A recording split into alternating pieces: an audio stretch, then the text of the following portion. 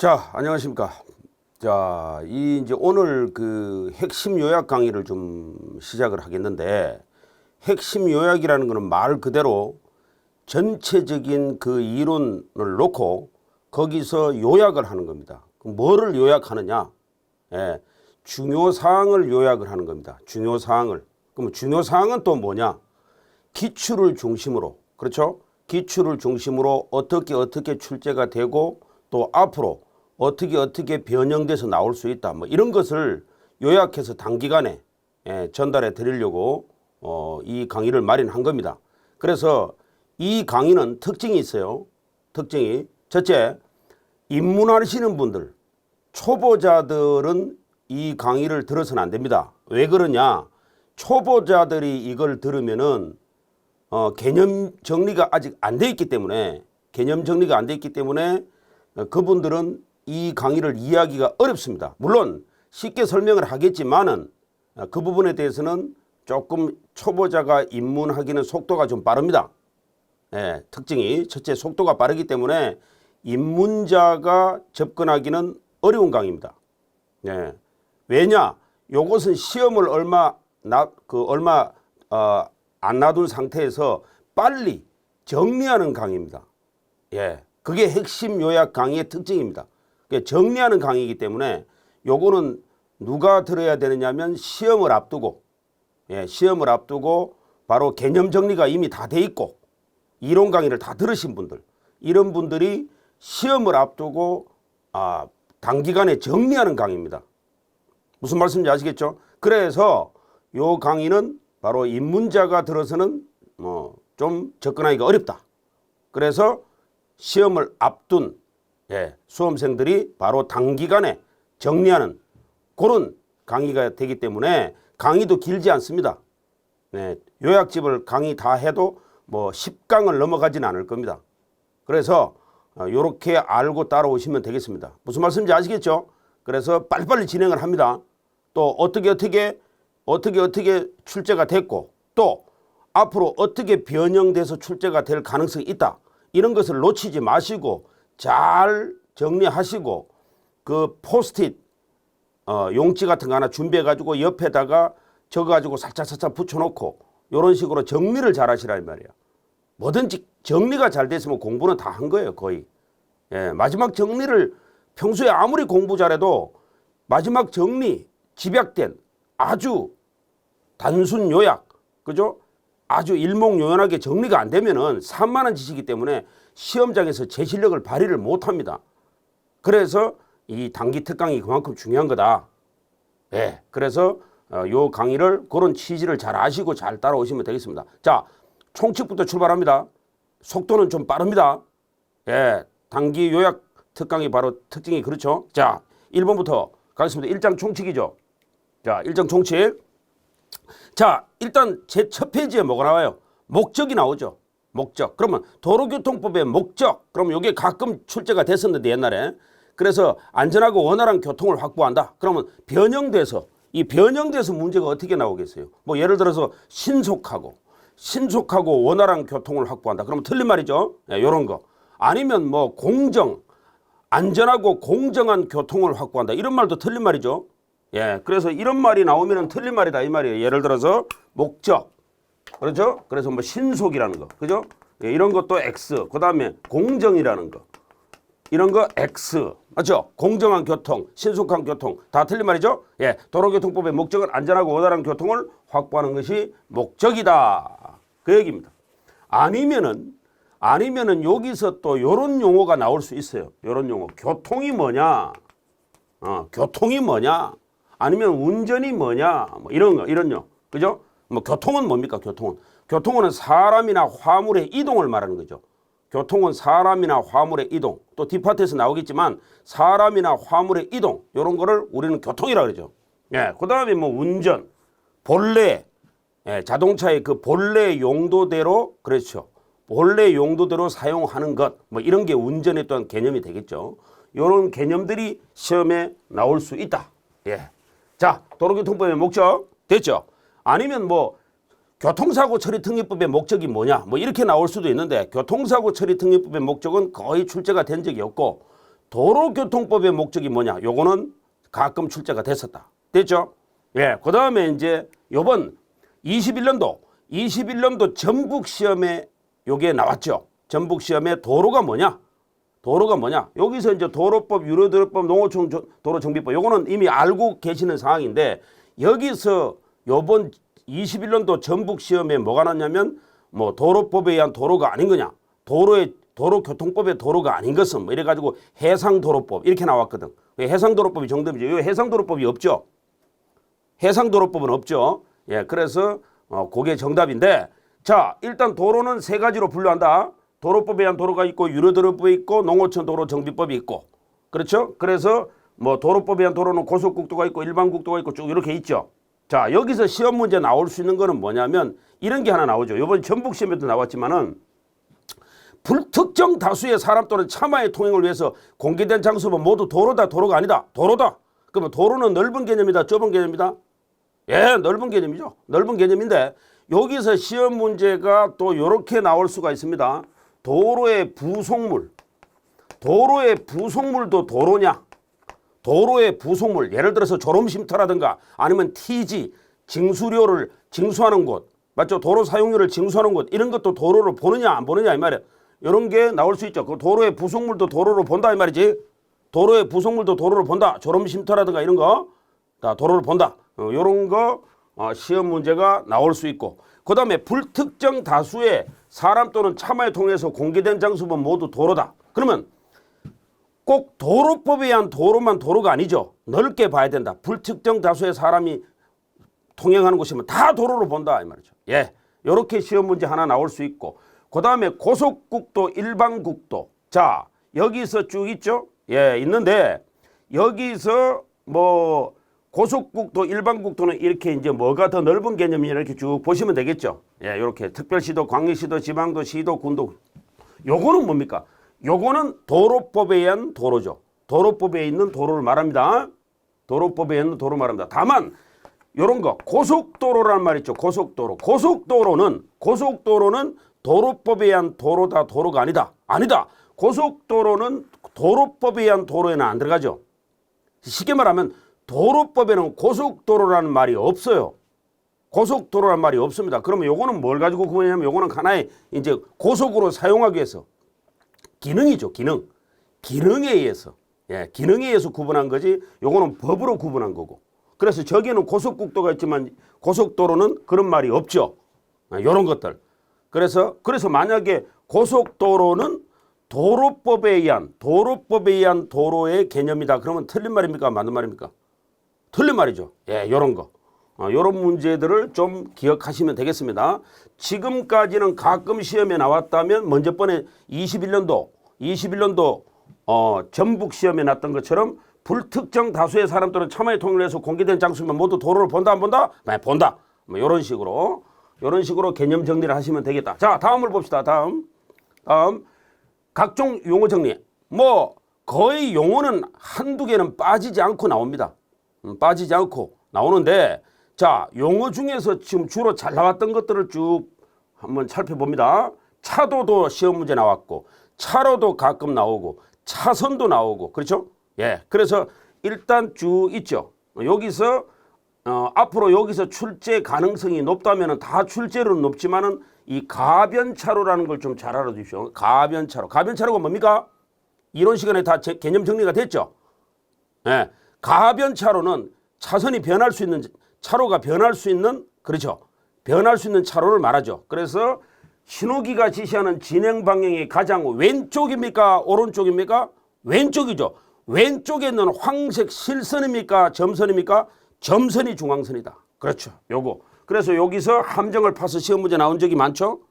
가장 오른쪽에 있는 황색 실선 땡 틀린 말이죠. 예, 요런 거. 요런 문제를 기억하시고 차도가 뭐냐? 차로가 뭐냐? 이런 거 뭐 차선이 뭐냐? 뭐 차선은 차로와 차로를 구분하는 선이고 차로는 그렇죠. 차선으로 구분한 차도의 부분이고 그다음에 모든 차가 통행할 수 있도록 설치된 도로의 부분이다.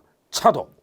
그렇죠? 예, 이런 개념들을 정리를 잘 하시면 되겠고 그다음에 중앙선은 울타리 등으로도 중앙선을 그렇죠. 표시할 수 있다.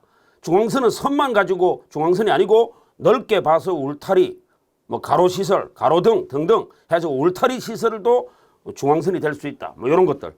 보도, 보행자가 통할 때 보도. 그래서 요거하고 또 비교해서 시험 문제가 나올 수가 있어요.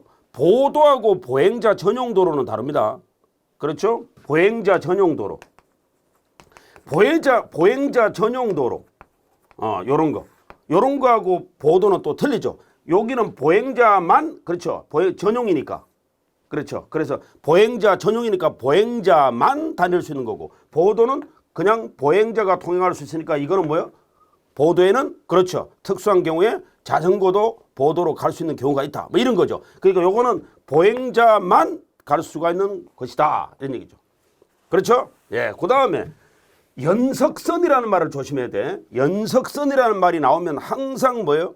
연석선은 차도와 보도를 구분한 선이죠.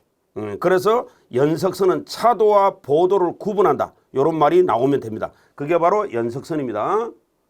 됐죠? 그 다음에 요번 시험에 요게 서울 시험에 나왔나요? 예, 21년도 서울 시험에 나왔죠. 차로 폭은 3m 이상, 좌회전 전용도로는 2.75. 요번 시험에 나왔죠? 21년도 서울 시험에. 예, 그래서 차로의 폭은 3m를 준다. 그 다음에 좌회전 전용도로는 2.75m다. 그러면 차로폭 초과의 통행 허가권자는 출발지 경찰서장이다. 도착지 경찰서장이다. 출발지 경찰서장이다. 출발지 경찰서장이다. 출발지 경찰서장이다. 그리고 살짝 이렇게 바꿔서도 나올 수 있죠. 시장이다. 시장이 차로폭 초과차의 허가권자입니까? 아니죠. 출발지 경찰서장입니다. 요런 거. 요런 데서 함정에 빠지면 안 된다 이 말이죠. 그 다음에 3m냐, 차로의 폭은 3m냐, 좌회전 전용도로는 2.75m 이상이냐. 요런 것들.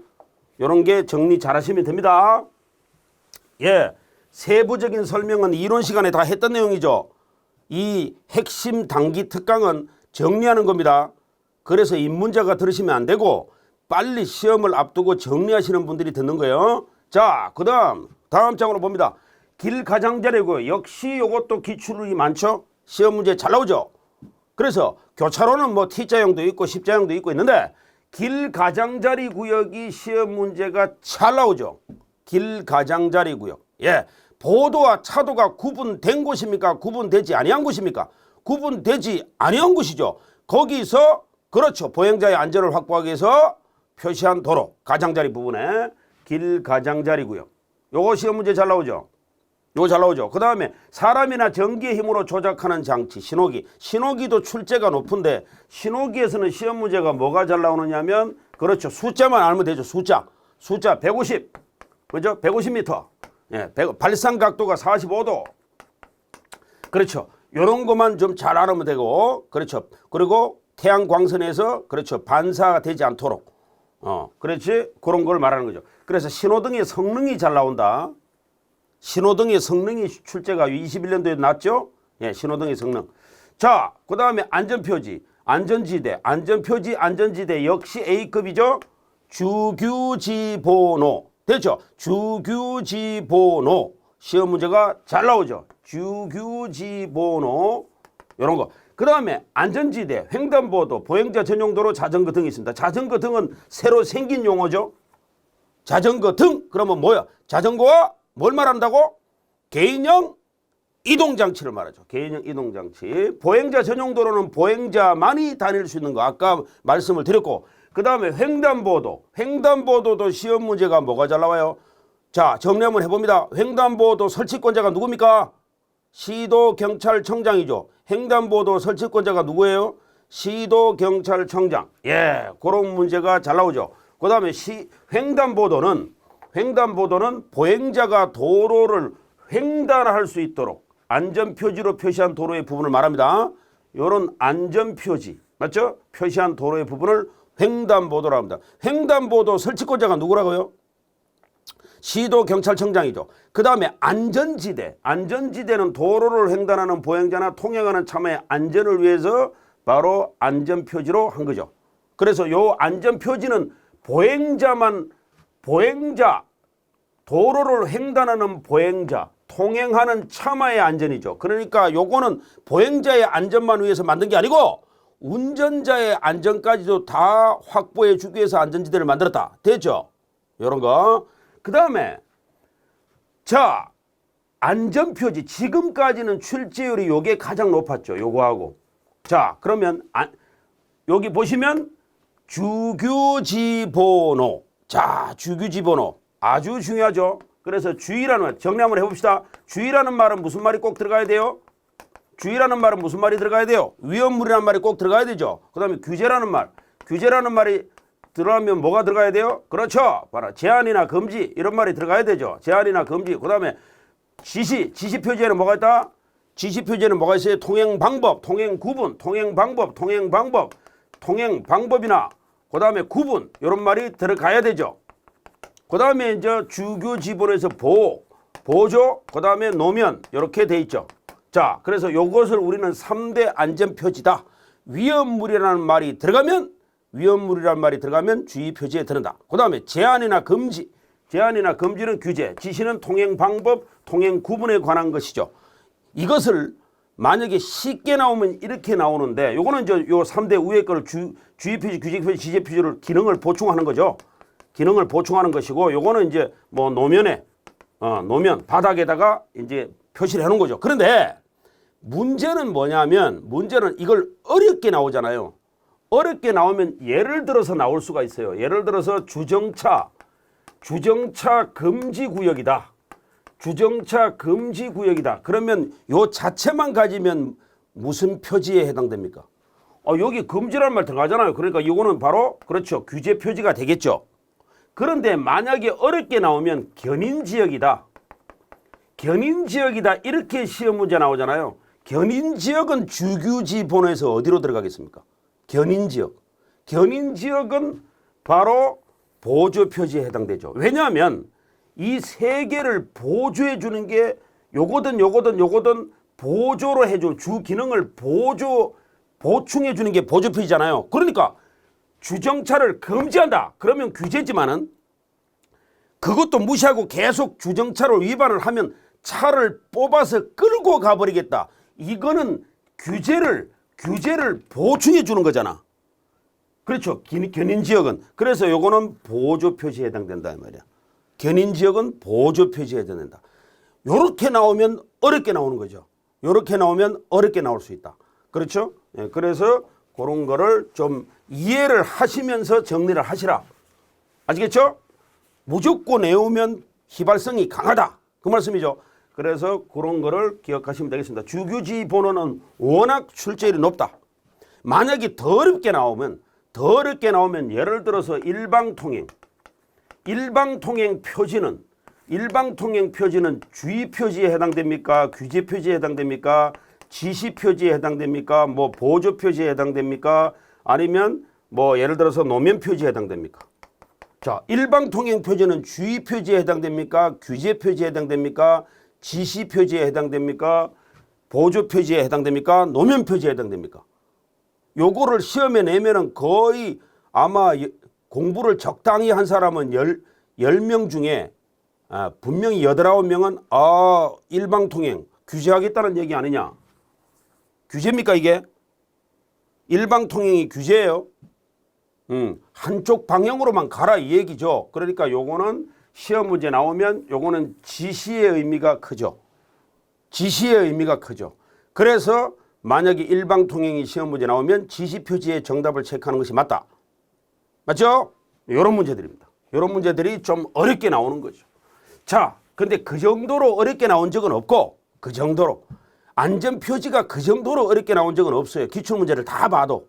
예, 그래서 그런 거를 체크하시면 되겠고, 자, 그 다음에 개인형 이동장치. 자, 요게 요번 시험에 나왔죠? 예, 개인형 이동장치 요번 시험에 나왔죠. 21년도. 그래서 요 숫자가 나왔죠. 25km 이상으로 했을 때 전동기가 작동하지 않고 무게는 30kg 미만이다. 개인형 이동장치에 대한 정의입니다. 원동기 장치 자전거 중에서 시속 몇 킬로 이상으로 운행할 때 전동기가 꺼져버린다고요? 네, 25km 이상으로 운행할 경우 전동기가 작동하지 않는다. 그 다음에 30km 미만 이렇게 요것도 30km 이상 이렇게 시험 문제 나온단 말이에요. 그래서 요것도 틀린 말이죠. 그래서 미만이 맞습니다. 미만 요런 거 요런 문제가 기억하시면 되겠고 뭐 요거하고 유사한 문제로 뭐가 나올 수가 있겠어요. 이런 게 나올 수 있죠. 뭐 원동기 장치 자전거 맞죠? 원동기 장치 자전거의 개념 이런 것도 시험 문제가 나온 적이 있죠. 많이 나왔죠. 원동기 장치 자전거. 원동기 장치 자전거의 정의는 뭡니까? 125cc 이하입니까? 미만입니까? 125cc 이하의 그렇죠. 125cc 이하의 원동기를 단 차. 또 125cc 이하의 그렇죠. 이륜 자동차. 이런 걸 말하는 거죠. 이하죠. 예, 125cc 초과되는 거는 이륜 자동차죠. 예, 그런 거. 그런 문제들을 정리하죠. 전격 출력 11kW, 0.59가 아닙니다. 11kW. 그죠? 11kW 이하. 그렇게 되죠. 그래서 일단 원동기 장치 자전거 그렇게 11kW 전격 출력 그런 거를 기억하시면 되겠고 차와 우마, 차마는 차와 우마를 말하고 자전거 횡단도 그렇죠? 자전거 횡단도도 이제 개인형 이동 장치가 갈 수 있죠? 예, 자전거 도로, 자전거 전용 도로. 전용이라는 말만 나오면 뭐예요? 전용이라는 말만 나오면 자동차만 다닐 수 있는 거고 고속도로라고 고속도로는 모르는 사람이 없고 고속도로 등 그러면 고속도로 등 고속도로와 자동차 전용도로를 말한다. 자동차 등 그러면 자동차와 원동기 장치 자전거를 말한다. 여기서 자 여기서 요번 21년도 시험에 나온 게 요게 시험 문제 나왔죠? 예, 요게 시험 문제 나왔다.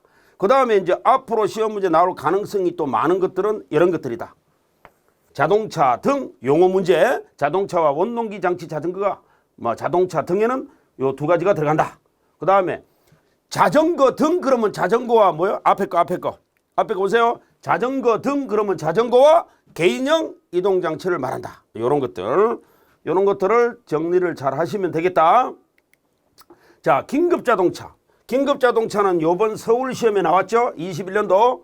그래서 긴급 자동차는 소구혈대 요번 서울 시험 4번 문제인가요? 나왔죠?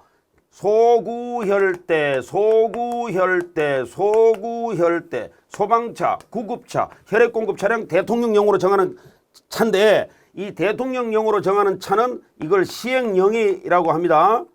대통령령을 시행령이라고 그래요. 그래서 소구혈대인데 요것이 소방차, 그 다음에 구급차, 그 다음에 혈액공급 차량이잖아요. 그래서 요거는 바로 도로교통법에 있는 용이죠. 요거는 도로교통법에 있는 내용이고 소구혈.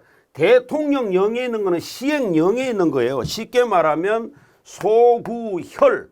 요게 3대 긴급 자동차인데 나머지 것들은 너무나 많아서 대통령령에 규정을 해놨다 이 말이야.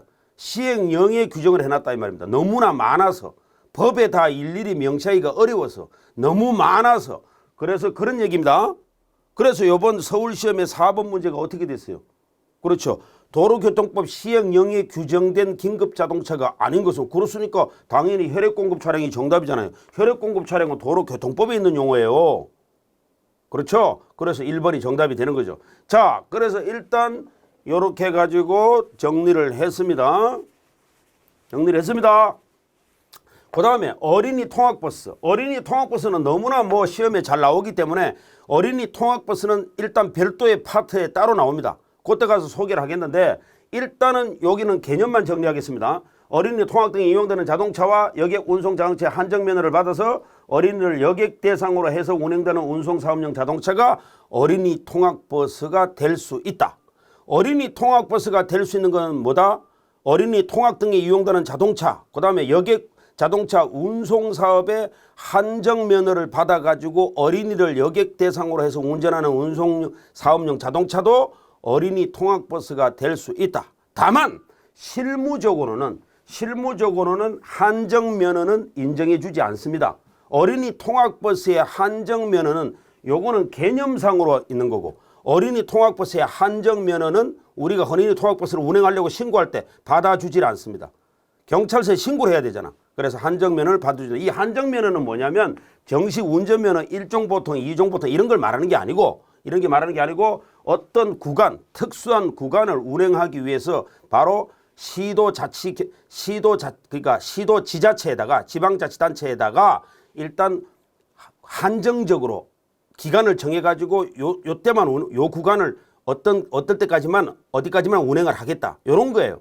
쉽게 말하면 뭐 한정면허라는 게 이런 겁니다. 예를 들어서 뭐 올림픽이 열렸습니다. 그러면 외국 손님이 많이 들어오잖아요. 그러면 예를 들어서 뭐 공항 맞죠? 공항에서부터 어느 구간까지 예를 들어서 시내버스 평소에는 시내버스 구간이 운행되는 곳이 아닌데 어떤 업자가 예를 들어서 한정면허를 받아가지고 뭐 올림픽 끝날 때까지만 요 구간에서 요 구간까지 뭐 외국인들을 태우겠다 이런 게 한정면허예요. 뭐 한정면허가 1종부터 2종부터 그런 걸 말하는 게 아닙니다. 예, 그래서 우리 어린이들도 그렇게 할 수는 있겠죠. 예를 들자면 뭐 저 산간 오지에 어린이 통학버스를 운행한다. 예를 들어서 그래서 한정면허도 될 수는 있지만 현재 바로 어린이 통학버스에서 경찰서에서 신고 대상자 그렇죠. 신고하는데 그건 제외입니다. 한정면허 제외. 요거는 개념상으로 들어가 있다 이 말이야. 개념상으로 들어가 있는 거고 한정면허는 일단 신고 대상자에서는 제외다. 그렇게 돼 있고 자 일시정지 앞지르기 운전 자 역시 요거를 조심해야 돼요. 일시정지는 따로 나옵니다. 일시정지 장소는 따로 나오기 때문에 그때가 소개하기로 하고 앞지르기 모르는 사람 없죠. 그 다음에 운전 여기서 운전이 뭐냐 본래 사용 방법 따라 사용하는 것. 자 운전은 언제부터 운전이라고 그래요? 운전은 언제부터 운전이라고 그래요? 예, 일단은 예 바로 기어를 넣어야 되죠. 그러니까 피해서 뒤로 옮겼을 때 차가 움직이지 않아도 기어가 들어갔다면 운전으로 봅니다. 요거 조심해야 돼요. 예, 열쇠를 꽂아가지고 시동만 건다고 운전이 아니고 기어 변속이 있어야 돼요. 그 다음 도로에서의 운전이 아니더라도 요게 중요하죠. 요거 중요하죠. 도로에서의 운전이 아니더라도 처벌받는 거. 뭐요? 도로가 아니더라도 이런 거는 다 처벌받는다 이 말이에요. 도로라는 게 뭐라 했어요? 도로라는 건 넓은 개념이라고 했습니까? 좁은 개념이죠. 넓은 개념이라고 그랬죠. 다만 반드시 이제 도로에서 해야지만이 처벌받는 게 있죠. 그게 뭡니까? 반드시 도로에서만 해야지 처벌받는 거. 이 도로라는 개념은 불특정 다수인이 출입하는 곳이면 다 도로인데 판례상으로 도로가 아닌 곳으로 본 게 있어요. 그게 뭐예요? 여러 가지가 있어. 그 중에서 대표적으로 뭐냐면 이제 이런 거예요. 학교, 뭐 초등학교 운동장 이런 겁니다. 초등학교 운동장은 도로로 보지 않습니다. 불특정 다수인이 아무나 들어와 가지고 그렇죠. 그런 개념으로 보질 않습니다. 판례에서는. 그러면 만약에 학교 운동장에서 무면허 운전이 가능하냐 이 말이에요. 무면허 운전. 무면허 운전은 성립하지 않습니다. 학교 운동장은 무면허 운전은 성립하지 않습니다. 예, 그런 거. 왜냐하면 학교 운동장은 도로로 보지 않기 때문에 그렇다고. 근데 요거는 1, 2, 3, 4는 전부 다 뭐예요? 도로에서의 운전이 아니더라도 처벌받습니다. 도로가 그러니까 쉽게 말하면 학교 운동장에서 음주운전을 했다. 그럼 당연히 음주는 성립하죠. 음주운전, 약물운전, 음주 측정 불허가 다 성립합니다. 사고 발생시 조치 불이해 이거는 도로가 아니더라도 다 성립한단 말이에요. 과로운전 역시 주차 뺑소니 맞죠? 이런 거는 전부 다 이건 주차장은 자 주차 뺑소니는 주차장 같은 데서 성립하는 거죠. 그렇지만 요거는 도로가 아니더라도 주차 뺑소니는 다 성립할 수 있다. 그 얘기죠. 그래서 반드시 주차장만 가지고 따지는 건 아니다 이 말이에요. 그래서 요런 거는 좀 잘 정리를 해 두시라 이 말이죠. 자, 지금까지 시험 문제가 그래도 많이 나온 게 이게 많이 나왔죠. 이것도 많이 나왔고 일시정지 장소 이건 장소는 따로 있습니다. 따로 그때가 소개를 하도록 하겠습니다. 그러면 서행이 뭐고 일시정지가 뭐고 이런 거. 서행은 느린 속도 이런 거죠. 그 다음에 일시정지는 차를 완전히 정지시키는 것 이런 거. 이런 것들이 긴급자동차는 따로 파트가 있기 때문에 그때 가서 더 자세하게 소개를 하겠습니다. 일단은 소구혈 때만 정리를 해 놓으시면 되겠고 그 다음에 나머지 이제 뒤를 봅시다. 자, 모범운전자. 모범운전자는 연수만 좀 알아두면 되겠네요. 2년 이상. 맞죠? 2년 이상. 예. 그리고 요런 데서도 하나 알아둘 거는 자, 모범운전자가 되려면 표시장을 받아야 돼요. 이런 요건만 가지고 모범운전자가 되는 게 아니고 표시장을 받아야 됩니다. 표시장. 표시장은 따로 뒷파트에서 나오는데 이 표시장을 누가 줍니까? 자, 시도경찰청장이 주는 게 아니고 경찰청장이 줍니다. 경찰청장이 준다. 시도경찰청장 땡 틀린 말입니다. 예, 요런 말. 그래서 경찰청장이 표시장인데 이 훈장 같은 거라. 훈장 같은 거라고 생각하면 돼요. 훈장. 예, 그렇게 보시면 되겠고 초보 운전자 운전면허를 받은 날부터 2년이 경과되지 아니한 자 역시 초보 운전자와 모범 운전자는 2년 됐죠? 2년 자 그다음에 주차 정차 주차가 뭐고 정차가 뭐고 느린 속도라는 말이 나오면 서행이고 그다음에 주차 정차 여기서 시험 문제 잘 나오는 건 뭐예요? 주정차 비교하는 것도 잘 나오지만 가장 잘 나오는 건 뭐예요? 이번 시험에 나왔죠? 예, 그래서 금지구역이 잘 나오죠? 주정차 금지구역이 뭐고 주차 금지구역이 뭐고 그렇죠. 장소는 뒷파트에 나옵니다. 그래서 일단은 여기서는 개념 정리만 하겠는데 주차가 뭐고 정차가 뭐다? 예, 그 차를 즉시 운전할 수 없는 상태에 두는 걸 주차고 정차는 그렇죠. 정차는 5분을 초과하지 아니하고 차를 정차시킨다. 뭐 이런 거죠. 예, 그런 거. 그 다음에 유아 나이는 외워두시고 노인 65세 이상 어린이 13세 미만 영유아는 6세 미만이다. 나이는 다 아시죠? 예, 나이 외워두세요. 13세 미만 지금까지는 나이 가지고 시험 문제 나온 거는 13세 미만이 제일 잘 나왔다. 나이 예, 나이 정리해 놓으시고 그 다음에 이제 도로교통법상의 차마 자 여기서 일단 자동차 그 다음에 11인 이상 자 외워두세요. 자동차의 종류는 어떻게 외우면 됩니까? 성성화특기 이렇게 외워두시면 됩니다. 바퀴 두 바퀴 달린 거라도 원동기 장치 자전거는 제외입니다. 요거는 125cc 초과되는 거야. 그래서 원동기 장치 자전거는 별도로 있죠. 요것도 시험 문제 잘 나오죠. 자 그러면 자동차 등 만약에 자동차 등 그러면 뭐와 뭐를 말하는 거야? 자동차와 원동기 장치 자전거를 합쳐서 우리는 자동차 등이라고 그러죠. 다만 자동차 속에 승승화특기 따로 외우시고 승용은 10인 이하 승합은 11인 이상 인승으로 구분합니다. 인승으로 구분해요. 예, 그래서 승승화특기 뭘 공부하는 겁니까 지금? 차는 넓은 개념이다 좁은 개념이다. 그래서 차마라 그러잖아요. 차마는 차와 우마를 말합니다. 우마. 그래서 차와 우마를 합쳐서 차마라 그럽니다. 다만 우마는 소나 말 이거는 의미가 없죠. 그래서 지금 문제가 되는 거는 이거죠. 이 개념을 확실하게 알아두면 된다 이 말이야. 그 차 속에는 뭐가 다 들어간다? 자동차, 건설기계, 원동기 장치, 자전거 또 뒤에까지 있습니다. 예, 그래서 자전거, 그죠? 자전거. 그 다음에 사람 또는 가축의 힘이나 그 밖에 동력으로 도로에서 운전되는 것. 이게 다 들어갑니다. 우마는 별도로 있죠. 우마는 별도로 있죠. 자, 여기 어떤 분이 이런 걸 질문하시는데 여기에도 가축이 있고 여기도 가축이 있죠. 뭐가 다릅니까? 또 이렇게 질문하시는 분이 있죠. 자, 다르죠. 차 속에 들어가는 가축은 마차라든가 이런 겁니다. 그냥 말 가지고만 얘기하는 게 아니고 소나 말을 가지고 얘기하는 게 아니고 거기다가 소달구지 또 말에다가 마차 사람의 그 탑승할 수 있는 시설을 붙여가지고 가는 거죠. 그거는 차로 본단 말이야. 다만 요거는 뭐냐면 소나 말 그 자체를 말하는 거고 요거는 뭐냐면 소달구지 이런 거 알잖아요. 마차 이런 걸 말합니다. 그래서 마차 이런 거는 차 속에 들어간단 말이야. 그래서 일단 차의 개념에는 뭐가 들어갑니까? 자동차, 건설기계, 원동기 장치 자전거 또 그 다음에 차 그러니까 자전거 그 다음에 사람 또는 가축의 힘이나 그 밖에 동력으로 도로에서 운전되는 거 이런 걸 말합니다. 그 다음에 이제 요거는 교통이나 운수에 사용되는 그 가축 그 자체를 말하는 거고 됐죠? 그래서 정리 잘하세요. 항상 정리 잘해야 돼. 그 다음에 일단 원동기 장치 자전거는 굉장히 중요한 게 요게 전격 출력 11kW 이하 125cc 이하입니까 미만입니까? 이하. 그렇죠? 예. 그래서 전기 자전거는 제외입니다. 전기 자전거는 제외된다. 전기 자전거는 원동기 장치 자전거로 보지 않습니다. 그러면 전기 자전거는 뭘로 봐요? 자전거로 보는 거죠. 자전거로 보는데 요 전기 자전거도 개인형 이동 장치의 형식을 달고 있는 게 있습니다. 예를 들자면 전기 자전거는 또 두 가지 방식이 있습니다.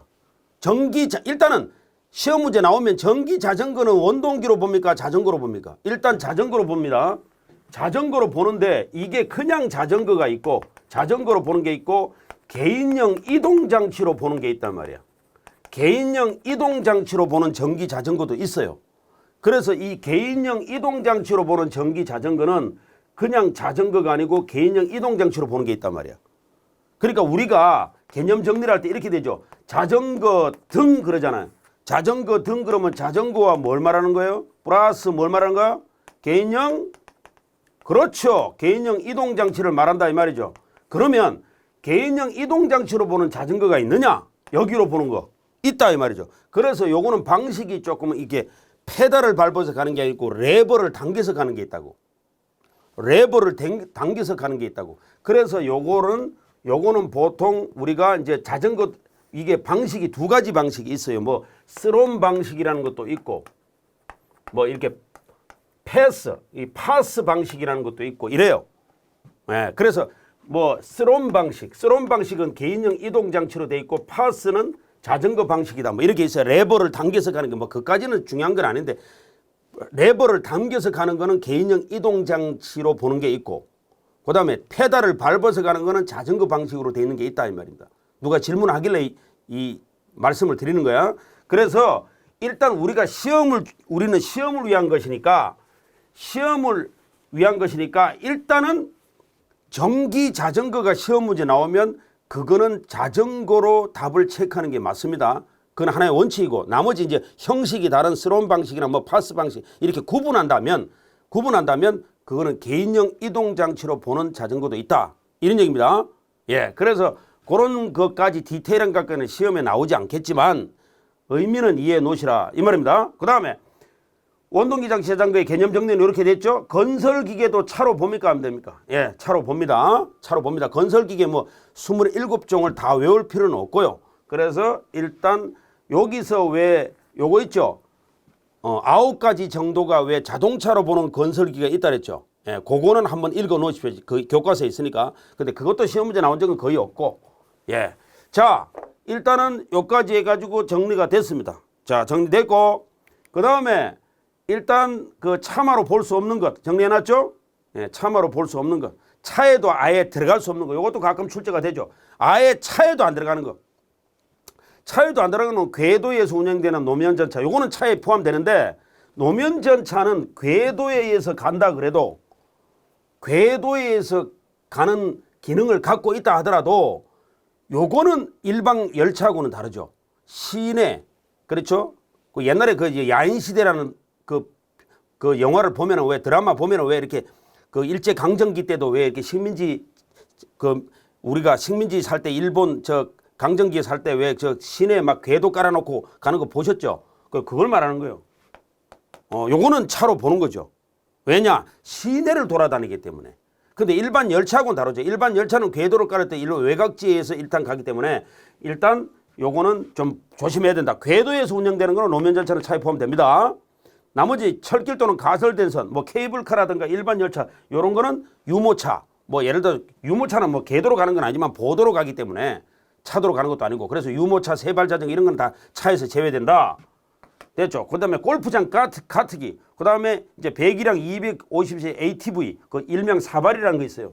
골프장 카트기 등등 이런 거는 자동차에 해당이 됩니다. 다만 경운기는 자동차에 해당하지 않습니다. 경운기하고 트랙터 있죠. 조심해야 됩니다. 경운기하고 트랙터는 자동차에 해당할 수가 없습니다. 그러면 경운기하고 트랙터는 어디에 들어가겠어요? 경운기하고 트랙터는 농기계로 봅니다. 경운기하고 트랙터는 농기계로 본다 그랬습니다. 그거는 자동차와 농기계는 다릅니다. 그래서 그 개념을 정리해 놓기 위해서 바로 요 도표를 만들었습니다. 자, 한번 보세요. 차는 뭐냐? 자, 정리합니다. 그래서 이제 핵심 요약이라는 거는 이 정리가 잘 돼야 돼. 자, 봐요. 차는 넓은 개념이죠. 그럼 여기 안 들어가는 게 뭡니까? 차에 안 들어가는 게 아까 세발 자전거, 유모차 뭐 등등 그다음에 그렇죠. 뭐 일반 열차, 케이블카, 선박, 항공기 이런 건 안 들어가겠죠. 다만 노면전차는 차에 들어간다 그랬죠. 정리됐죠? 아예 차에 안 들어가는 거 있죠. 철길도로 가서 노면 전차는 차에 들어갑니다. 다만 일반 열차, 케이블카, 가설된 선이 케이블카 이런 거 아닙니까? 그 다음에 유모차 이런 거는 차에 들어갈 수가 없다. 그 다음 자동차에 들어가는 거는 승승화특이 반드시 알아두시고, 자동차의 26조 건설관리법 26조 단서의 규정에는 건설기계 10종이라는 거는 뭐냐면, 자동 26종 중에서 10개를 자동차로 보는 건설기계가 있다 이 말이야. 예, 있어요. 그래서 그거는 자동차로 본단 말이에요. 예를 들어서 뭐 이런 거 있죠. 예를 들어서 뭐 트럭 지게차, 콘크리트 믹스 트럭, 노상 안정기, 맞죠? 콘크리트 믹스 트레일러, 뭐 이런 거 있잖아요. 그런 거 뭐 덤프 트럭 이런 거 등등 해가지고 이런 거는 10종은 자동차로 본다 이 말입니다. 아시겠죠? 그 다음에 자동차로 안 보는 게 있다. 자동차로 안 보는 게 원동기 장치 자전거다.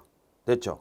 요거는 자동차로 볼 수가 없다. 자동차 등에는 들어가지만 자동차로 보는 건 아니다. 원동기 장치 자전거. 자, 정리됐죠? 자동차 등에는 들어가겠죠. 네, 이런 것들을 정리하시면 되겠습니다. 자, 그 다음에 행위별. 요거는 행위별로 구분한 겁니다. 행위별로 구분하면 차에 해당하면 모두 교통사고입니다. 그러면 차에 해당하면 모두 교통사고니까 차는 넓은 개념입니까? 좁은 개념입니까? 넓은 개념이죠. 그럼 차속에는 자전거도 들어가야 안 들어가요? 들어가죠. 그럼 자전거로 사람 박으면 교통사고입니까? 교통사고 아닙니까? 교통사고 맞지. 농기계도 차에는 들어갑니다. 조심해야 돼. 이 농기계가 차에는 들어가죠. 차는 넓은 개념이니까. 농기계 농기계 트랙터는 차에는 다 들어가죠. 다만 요런 것들은 자동차에는 안 들어간다 이 말입니다. 자동차에는 안 들어간다. 그러니까 승승화특기에는 안 들어간다 이 말입니다. 그러면 자동차에는 안 들어가니까 농기계 트랙터 요거는 차에는 들어가죠. 그러면 차에 해당하면 다 교통사고다. 그 말은 무슨 말이에요? 사고 나면 다 교통사고로 보는 거고, 다만 이게 뭐가 문제가 되냐면 자동차에는 또 안 들어간다고. 그러니까 이거는 자동차에는 안 들어가니까 면허가 필요 있습니까? 없습니까? 농기계 트랙터. 면허 필요 없잖아. 농기계가 무슨 경운기가 면허 필요 있습니까? 아무나 다 몰고 다니잖아요. 그래서 그런 걸 말합니다. 그래서 이제 음주운전이 문제가 됩니다. 이 음주운전이 성립하려면 잘 들어요. 조심해야 돼. 이거 중요합니다. 이거는 음주운전이 성립하려면 요런 걸로 해야지 음주운전이 되지. 농기계는 음주운전이 성립하지 않습니다. 쉽게 말하면 소주 100병 먹고 운전해도 농기계는 괜찮다 이 말이야. 그러니까 단속이 안 된다면 괜찮다 이 말이 무슨 말이냐면 괜찮다는 게 아니고 단속이 안 된다고. 소주를 100병 먹고 운전해도. 그래서 농기계는 그 음주운전이 되려면 요 안에는 들어가야 돼. 최소한 자동차, 건설기계, 원동기, 자전거 등. 이 자전거 등 속에는 뭐가 들어가요? 자전거 플러스 개인형 이동장치. 맞죠? 그러면 개인형 이동장치도 음주운전에 해당된다 안 된다? 된다. 그 얘기죠. 네. 그래서 요런 문제를 개념 파악을 철저히 하셔라 이 말이야. 그 다음에 면허가 있어야 되냐. 자, 개인형 이동장치도 이제 면허 있어야 되죠. 예, 16세 이상만 탈 수 있잖아요. 그 다음에 자동차 등으로서 동력으로 가는 건 모두. 그 다음에 면허 필요 없는 거. 자전거 면허 필요 없죠. 그 다음에 우마, 농기계는 면허가 필요가 없습니다. 자, 요렇게 정리가 됐죠. 그 다음에 보시면, 자, 도로 여부. 도로에 해당이 돼야지 처벌이 가능한 게 있단 말이야. 아까 말씀드렸잖아. 무면허 같은 거는, 무면허 운전은 반드시 도로에서 해야 되잖아. 속도 위반도 도로가 해당이 돼야 되잖아. 도로가 아닌 곳에서 속도 위반이 어디 있어? 그렇죠? 휴대전화 사용 등등이 있는데 다른 거는 중요한 것들은 요거는 꼭 알아두란 말이에요. 요거. 무면허는 반드시 도로에서 해야지만이 성립한다. 나머지는 도로 여부를 불만하고 다 성립한다. 아까 나왔죠? 아까 그 내용 나왔죠? 예, 음주운전, 과로, 질병, 약물운전 이런 거, 구호조치 불이행 이런 겁니다. 자, 이제 개념 정리가 거의 끝나가는데 총칙에 대한 개념 정리는 거의 끝나갑니다. 자동차의 종류. 아까 말씀드렸죠? 승합과 승용이 뭐냐? 10인 이하냐? 11인 이상이야. 요거는 인승으로 구분한다 그랬죠? 승용, 승합은 인승으로 구분한다 그랬습니다. 쉽게 말하면 뭐 카니발 9인승이다. 그러면 승합 자동차입니까? 승용 자동차입니까? 10인 이하는 승용이지. 자, 그 다음에 이제 이런 것들입니다. 특수가 뭐냐? 특수한 작업은 군한 작업이다. 다만 여기서 조심해야 될 게 캠핑카가 개정이 됐죠. 캠핑카. 캠핑카는 이제 승합 자동차가 아닙니다. 캠핑카가 옛날에 여기로 들어갔죠. 근데 지금 이제 개조가 가능하기 때문에 그래서 일단 승합 자동차로 보질 않습니다. 이제 승합 자동차가 아닙니다. 캠핑카는 카리반이라는 거 알잖아요. 예, 그래서 그런 거는 바로 승합 자동차라고 시험 문제 나오면 XX 개정됐죠? 예, 자동차 관리법이 개정됐잖아요. 예, 그래서 요렇게 정리가 됩니다. 자, 요렇게 정리가 되죠. 특히 요 인승은 좀 알아두시고 요런 거. 인승은 알아두시고 11인 이하 11인 이상. 요 인승이 가끔 또 시험 문제 나옵니다. 예, 그래서 승합도 요 승합도 깊이 들어가면 이제 경영 승합, 중형 승합, 뭐 대형 승합, 몇 인승이냐. 요게 또 시험 문제 나오죠. 예, 그래서 그거는 뒤에 나오기 때문에 그때 또 소개를 하기로 하고 자, 가도록 하겠습니다. 그다음 개인형 이동장치. 개인형 이동장치도 1인승이 있고 2인승이 있고 그렇습니다. 그래서 아까 내가 말씀드린 그 정동기의 동력만으로 움직이고 그래서 레버를 아까 파스 방식이 있고 그다음에 스롬 방식이 있다 그랬죠. 예, 그래서 그걸 말하는 겁니다. 자전거라도 개인형 이동장치로 보는 게 있다 이 말이야. 레버를 당겨서 가는 거는. 그렇죠? 예, 레버를 당겨서 가는 건 있다. 다만 20만 원 이하의 벌금 이런 것들이 20만 원 이하니까 뭐예요? 19만 원도 되고 18만 원도 되고 쭉 있는데 이미 발표가 됐죠. 그건 뒤에 나올 겁니다 이제. 자, 뭐 예를 들어서 개인형 이동장치가 뭐 무면허로 했을 때 얼마냐 안전모 미착용 얼마냐 이런 게 쭉 나와요. 뒤에 나옵니다. 이제 20만 원 이하 20만 원만 안 넘으면 된다 이 말이에요. 20만 원만 벌금이 안 넘으면 된다. 그러니까 20만 원 이하는 세부적으로 규정이 발표가 됐겠죠. 그건 뒤에 나옵니다. 그래서 그때 가서 말씀드리고 주로 위반 내용은 이런 것들입니다. 이것만 있는 게 아니고 무면허도 이런 거 무면허 개인형 이동장치는 면허가 있어야 되잖아요. 그래서 그런 것도 이제 뒤에 세부적인 처벌이 나옵니다. 예, 그때 가서 또 설계 드리기도 하고 요게 이제 5월 13일부터 시행이 된 겁니다. 그 다음에 신호 또는 지시에 따른 의무. 자, 신호는 경찰 공무원, 제주특별자치 자치경찰 공무원. 예, 그래서 신호를 할 수 있고 경찰을 보조할 수 있는 사람들은 요런 사람들입니다. 그러니까 요런 사람들도 수신호를 할 수 있다는 거죠. 수신호를 할 수 있는 사람은 경찰 공무원과 제주특별자치도의 자치경찰 공무원인데 다만 요 사람들 의경은 당연히 여기에 포함됩니다. 그 다음에 나머지 요 사람들은 모범운전자, 군사훈련, 작전에 동원되는 부대이동 유도하는 군사경찰 헌병, 그 다음에 본래의 긴급한 용도로 운행하는 소방차, 구급차로 운동하는 소방공무원 이런 사람들은 보조할 수가 있다. 맞죠? 보조할 수가 있다. 그러면 이 사람들도 결국 수신호를 할 수 있다는 얘기예요. 그래서 다만 못하는 사람을 알아두세요. 못하는 사람을 알아두라고. 수신호 권한이 없는 사람. 예, 그래서 어린이 교통 경찰대, 아파트 경비원, 녹색 어머니회원 쭉 있죠. 외우라는 게 아닙니다. 일단 요 사람들은 수신호 권한이 없다. 다만 여기서 소개하려고 하는 거는 자, 쉽게 나오면 이렇게 나오고 어렵게 나오면 이렇게 나오겠죠. 다음 중 수신호 권한이 없는 자는 교통 수신호 권한이 없는 자는 1번 의무경찰, 2번 군사작전 차량을 이동 지휘하는 헌병, 세 번째 구급차 구급대원, 4번 해가지고 아파트 경비원. 이렇게 나오면 아파트 경비원이 정답이죠. 근데 그렇게 쉽게는 안 나오고 조금 까다롭게 나오면 이렇게 낸다 이 말이야. 신호기와 수신호가 상반될 때는 그렇죠. 예를 들어서 수신호는 서라 그러는데 신호기는 녹색이야. 그러면 가야 돼요, 서야 돼요? 서야 됩니다. 수신호가 우선이야. 그래서 요걸 좀 알아두란 말이야. 그래서 신호기가 우선이다. 그러면 땡 틀린 말이야. 요런 데 조심하면 됩니다. 만약에 수신호 권한을 따르지 수신호 권한이 없는 사람의 신호를 따르지 않아서도 신호 위반으로 처벌합니까 안 합니까?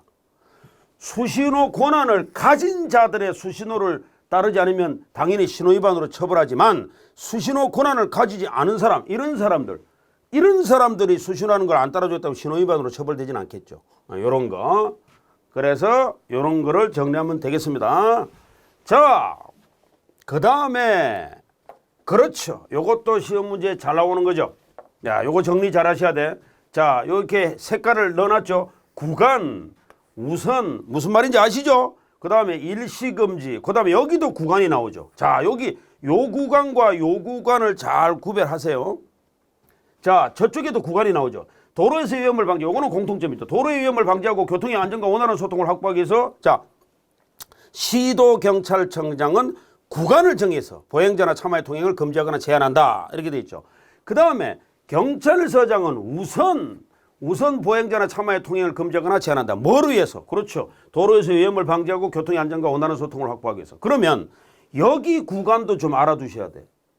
여기 구간과 저기 구간은 조금 상황이 틀리죠. 예를 들자면 요거는 시도경찰청장이 하는 게 아니고 경찰공무원입니다. 경찰공무원은 도로에서 위험을 방지하고 교통의 안전과 원활한 소통을 위해서 행렬 등에 대해서 그 구간을 정하고 그 구간에서 행렬 등이 도로 또는 차도에 우측으로 붙어서 통행할 것을 명하는 조치를 할 수 있다. 자, 요거는 다른 거는 일치하지만 뭐가 달라요? 행렬이죠. 행렬. 여기는 행렬이 있습니까? 없습니까? 없죠. 이 행렬 등에 대해서는 구간을 정하고 그 구간에서 행렬 등이 도로 또는 차도에 우측으로 붙어서 통행할 것을 명하는 조치는 누가예요? 구간이란 말이 나왔다 하더라도 경찰 공무원입니다. 행렬은 원래 사람은 어디로 가야 돼? 보도로 가야 되죠. 근데 행렬은 차도로 가는 예외가 있죠. 또 D 파트에서 나옵니다. 차도로 가는 예외가 있죠. 그럴 때 혼잡할 때는 경찰 공무원이 구간을 정해서 그 구간에 대해서 우측으로 붙어서 통행하라고 명령할 수 있다. 조치할 수 있다 이 말입니다. 이해되죠? 그래서 요 구간과 요 구간은 경찰 개인 공무원이 하는 거하고 시도청장이 하는 거는 분명히 권한이 다르다. 내용이 다르다. 여기 구간 나왔다고 해서 무조건 시도경찰청장에다 답을 체크하지 마시고 요렇게 내용을 읽어보시고 행렬이라는 말이 나오면 경찰 공무원이 정답이고 그냥 행렬이라는 말이 없다. 그러면 바로 시도경찰청장이 정답이 된다. 그 다음에 경찰 공무원 개인이 하는 게 또 하나가 있는데 요거는 뭐냐면 도로의 파손이죠. 화재 발생이죠. 아주 급박한 겁니다. 화재 발생이나 지진이 났다든지 등등 도로가 파손됐든지 이런 경우는 급박하게 위험하기 때문에 위험 방지를 해서 일시금지를 시킨다. 일시금지 제한은 누가 시킨다? 경찰 공무원이 시킵니다. 그러면 경찰 공무원이 하는 조치는 몇 개다? 2개다. 언제? 도로의 파손이나 화재 발생에 하는 경우가 있고 그 다음에 그렇죠. 구간을 정해가지고 하는 것도 급박한 건 아니지만 위험을 방지하기 위해서 행렬 등에 대해서 우측으로 통행할 것을 바로 명하는 조치를 할 수 있다. 요렇게 정리하면 요 부분에 대해서 어떻게 시험 문제 아무리 시험이 어렵게 나오더라도 맞출 수가 있다. 자, 정리합니다. 정리. 뭐든지 정리 잘해야 되죠. 구간이라고 시험 문제 나오면 시도경찰청장이 정답은 맞지만 내용을 읽어보고 만약에 행렬이라든지 이런 말이 나오면 행렬 우측으로 붙어서 이런 말이 나오면 그거는 경찰 공무원이 하는 것이다. 그 다음에 우선이라는 말이 나오면 정답은 경찰서장이 정답이고 그 다음에 도로의 파손 화재 자 급박한 거죠. 화재 파손 이렇게 시험 문제 나오면 일시금지는 누가 한다? 경찰 공무원이 조치를 하는 것이다. 이렇게 하면 요 부분에 대해서는 어느 정도 정리가 끝났을 겁니다. 자 그래서 요까지 해가지고